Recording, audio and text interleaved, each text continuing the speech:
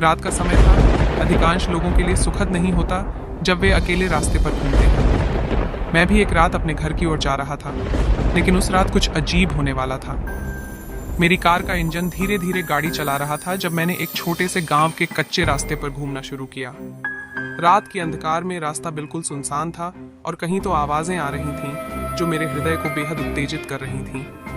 जैसे ही मैं आगे बढ़ रहा था, मेरी गाड़ी की बत्तियां अचानक बंद हो गईं। डैशबोर्ड पर एक अजीब सी चमक दिखाई दी और फिर गाड़ी बिल्कुल रुक गई। मैंने इंजन को पुनरारंभ करने का प्रयास किया, लेकिन कुछ नहीं हुआ।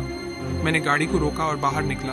अपनी बत्तियों की चमक के बावजूद रात का अंधकार मेरे चारों ओर घूम रहा था। एक समय के लिए मैंने अपनी गाड़ी को देखकर महसूस किया कि कुछ अनूठा हो रहा है। अचानक मेरे पीछे से एक भूतिया आवाज आई, तुम्हें यहाँ नहीं रहना चाहिए। मेरे हृदय ने एक कदम और बढ़ाने से मना कर दिया, लेकिन मैं डर के बावजूद और आगे बढ़ा। रास्ते के किनारे पर एक पुरानी हवेली दिखाई दी, जिसमें बुजुर्गी रूप से बिखरी हड्डियां थीं।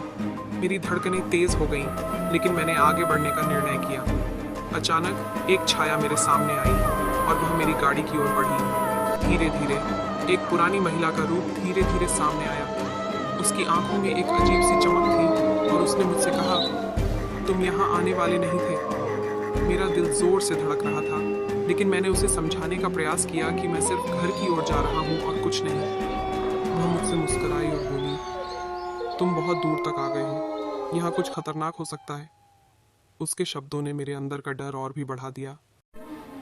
पार्ट 2 के लिए जल्दी कमेंट करें और कमेंट पर लिखें वीडियो कैसा था। पार्ट 2 में जल्दी आने वाला है।